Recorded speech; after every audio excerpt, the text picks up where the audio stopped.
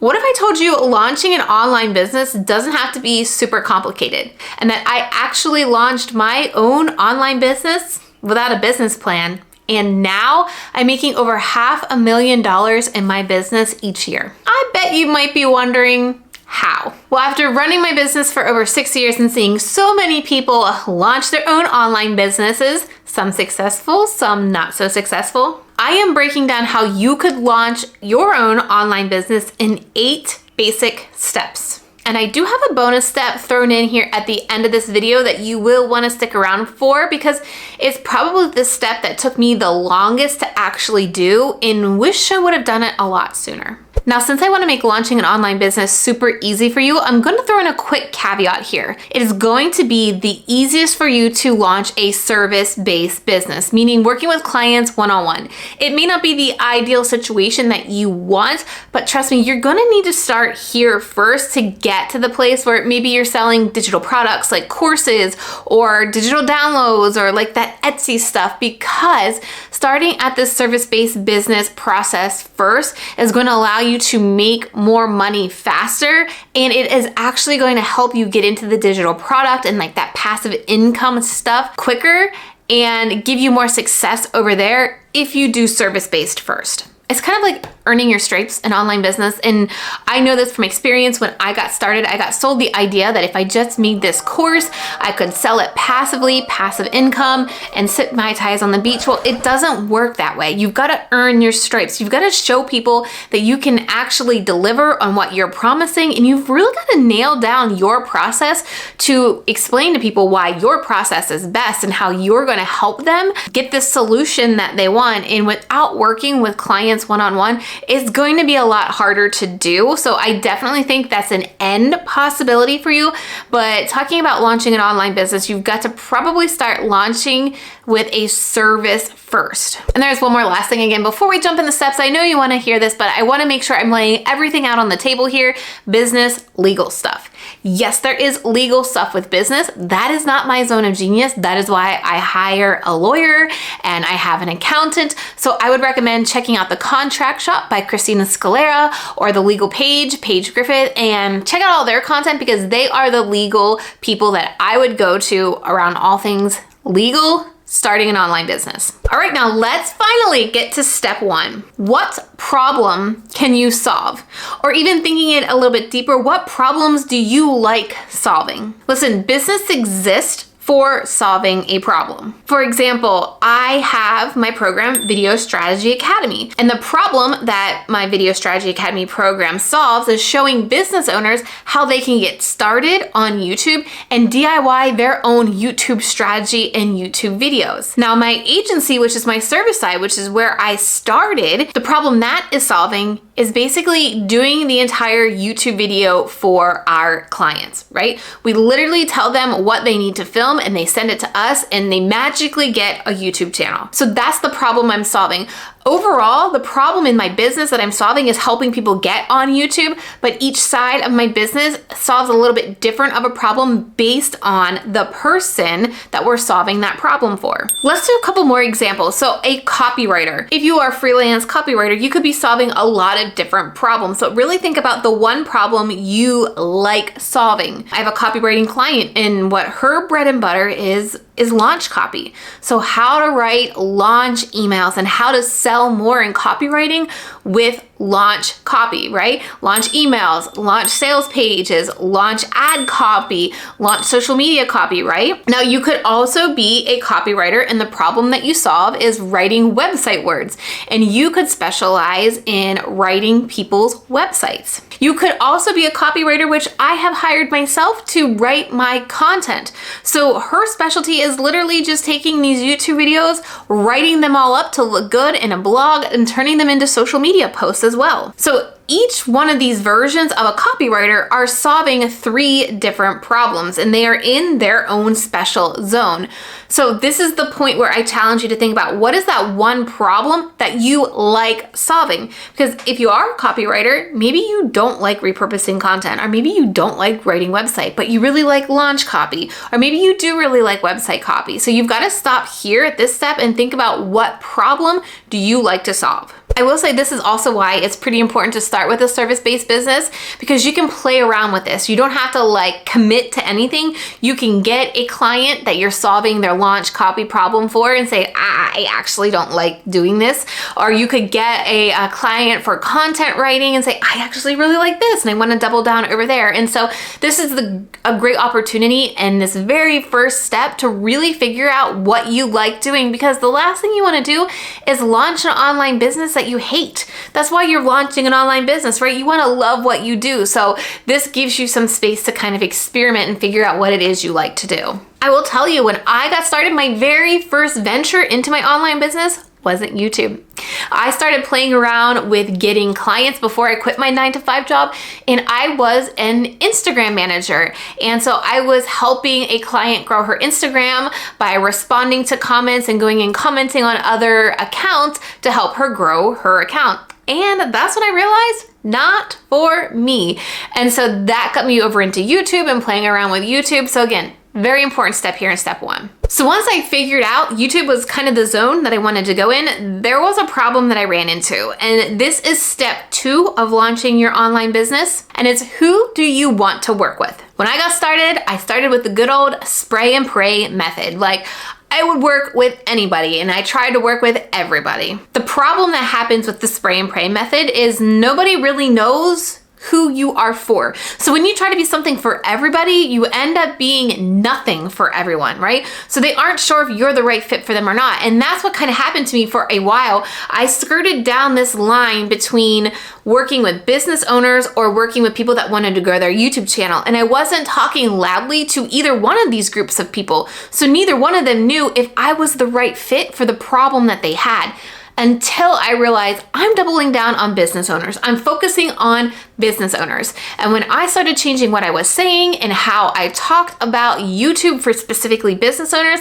that's when we grew our agency by 300%. And we continue to get client inquiries about our agency, just shifting our messaging and really understanding who we want to work with. Now, this is where people usually talk about niching, and I did an entire video. A lot of people love that video and they say that video makes it all click for them. I will link to that video right up here, but I dive into why you should be niching specifically for a person and not a topic. So a lot of people will say, you know, you need to niche down to like YouTube or niche down to Instagram, but I think it's more than that. I think it's about niching down to a particular person or an audience, and you can watch that video next where I kind of break down how to do that. So I want to give you another example of why this is important, because let's say you're coming out of the gate and you want to be like a social media manager or a virtual assistant that helps people with their social media account, right?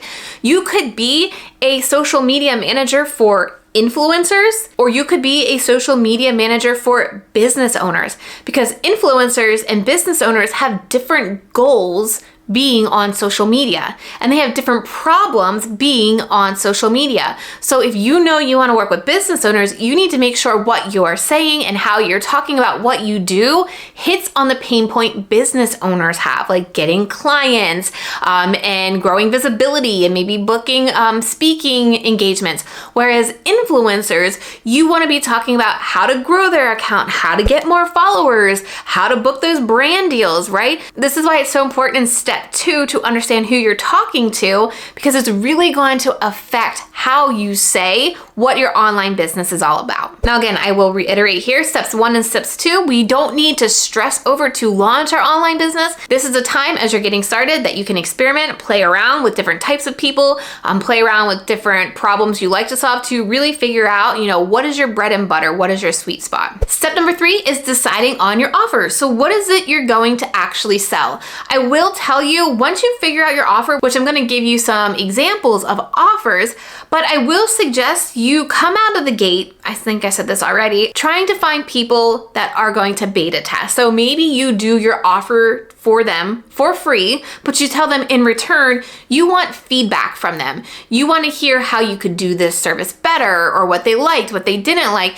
Maybe you ask them to give you a testimonial if they liked the work that you did. And maybe you say you could, you know, send send me some referrals if you really like what I did. And so getting these beta testers, maybe 2 or 3 to get the ball rolling so you can talk about, these testimonials and you can really see if your system is working. It will allow you to obviously charge more with your offer when you do get, paid clients, but it also gives these paid clients examples to look at and see work you've actually done and hear from people you've actually worked with. So some different types of offers that you could have would be like project-based offers. So this may be, just writing a website. That is one particular project. Or maybe it could be just, setting up your Dubsado account, right? That's just one project, one and done. So you'll need to continuously get new clients every single month. For example, we do a VIP day where we set up your YouTube strategy and get 6 videos ready to go for you in one day. I also am hiring somebody for a VIP day to set up all my Google Analytics and all my tracking codes so that we have a Google dashboard, and she's gonna set that all up in one day. But again, this is the type of offer where you're gonna need to constantly have clients every single month. Or you could do retainer-based or ongoing services.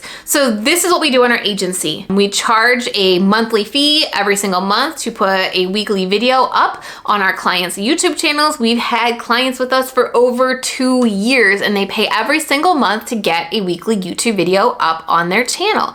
You may be a virtual assistant and you have a package of 20 hours a month, and you will work with that client every single month for 20 hours. This allows you to kind of take away that task of constantly finding new clients. You hopefully are making the clients that you have happy and you stick with them for a long time, so you have that constant reoccurring income. So those are just 3 different offers that you could have: project-based, VIP day, or ongoing services or retainers. Moving on to step number 4 when launching your online business, and this is super important, is knowing your numbers. Let's break down what numbers that you really need to know, because I'm gonna tell you this is super important, because if you don't know what your finish line is, you're never gonna know when it's over, right? You're gonna keep grinding and working or stressing out. So if you know the numbers you need to hit, then you're good to go. So one thing that you need to know is your expenses. What expenses are you going to have every single month? And also think about the expenses you're going to have in the future. So if there's a course that you want to buy, or if there's a membership you want to join, or if there's a tool you want to purchase that could make your business run smoother once you have some recurring income, think about those future expenses that you want to have to see how much you are spending each month and how much you think you will be spending in the future. You also want to think about taxes here as well. Again, not my zone of genius. I have my own accountant that updates me every single month, but you also need to think about paying taxes every single month as well. And then think about what take-home pay do you want to have every single month? Do you want to put in your bank account like $5,000 every month? Because then you're going to need to start reverse engineering how much you need to make every single month to get $5,000 in your pocket. So if we just do like a rough estimate of like 50% is going to be expenses, let's say any kind of tools that you have, any kind of apps that you use, and your taxes. So you would need to make $10,000 a month to put $5,000 a month in your bank account. And that's just like super easy math for me. Your expenses could be a lot less, but I'm just making you aware of accounting for these expenses so that you're getting what you actually want in your bank account every single month, so that you know what you need to make. Because if you say, okay, I want $5,000 in my bank account, and you're like, okay, I only need 2 clients for 2 VIP days and charge them $2,500, to make that $5,000, you didn't account for your taxes, you didn't account for any types of expenses that may come up, so you're not gonna put $5,000 in your bank account. Instead, you're gonna realize, okay, I need to make $10,000, so that means I need to get 4 clients every single month to book a $2,500 VIP day for me to bring home $5,000 a month and make sure all of my expenses are accounted for. So again, once you understand these numbers, it breaks it down into something super manageable. Like, okay, I only need 4 clients every single month. And then you can start to figure out how you're gonna find those clients and start to strategize all of that. But again, this is very important that you know your numbers here, because that's how you're gonna make sure you have a successful business. Because if you're starting your own business, you're going to want to be setting your own hours, right? Which leads me to step 5 is figuring out how many hours you want to be working every single week. Go ahead and hit that like button right now if it sounds magical to set your own business hours and to have 3-day weekends if you want. because that is exactly why I started my business, and we still have 3-day weekends most of the time in my business. And I'm also flexible in that I can take the kids to school in the morning, pick them up. If somebody gets sick like they did this week, I can stay at home and not have to worry about the work situation. So you need to take this step and think about how many hours you want to work. So if we are again thinking about this VIP day, you need 4 clients every single month to make that $10K if you're charging them $2,500 per day. So that technically means you only need to work 4 days a month. And you could space that out. Now there's going to be like some pre-work and some post-work that you're going to need to do.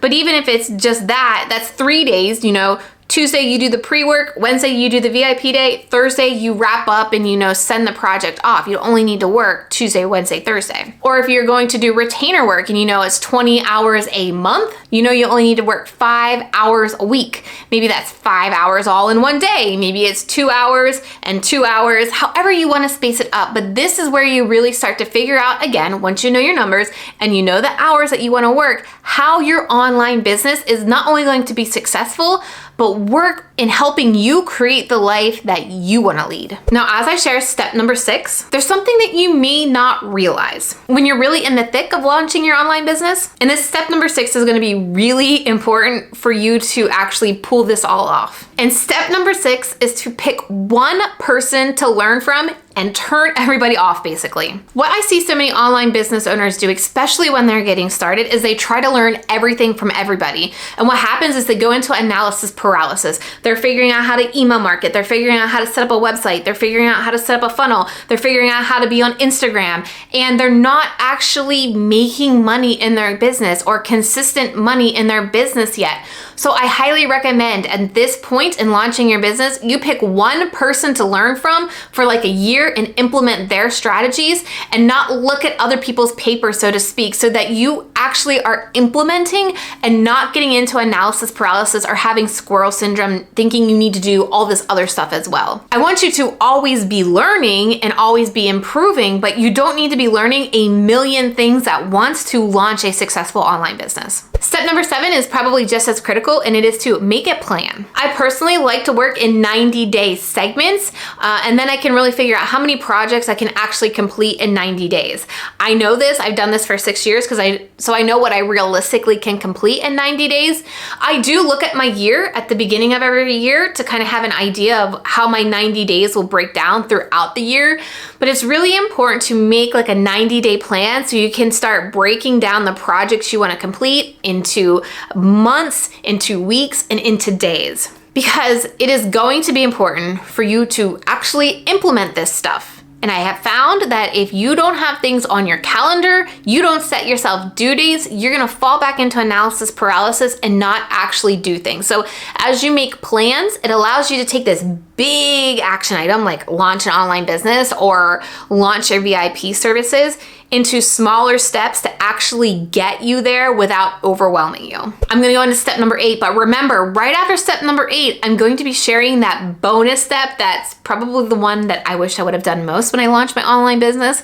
But step number 8 is to do it messy. Look, perfectionism is going to hold you back. And if you wait until you have everything perfect, you have the perfect email funnel, the perfect website, the perfect landing page, the perfect opt-in, it's never going to happen because perfect does not exist. So launch that online business, right? Tell people you have this service, even if you aren't sure if it's the best service that you want to do or if it's the people you want to work with. You've got to get started. You've got to start making money in your business, and you've got to start figuring out what it is you like and don't like doing.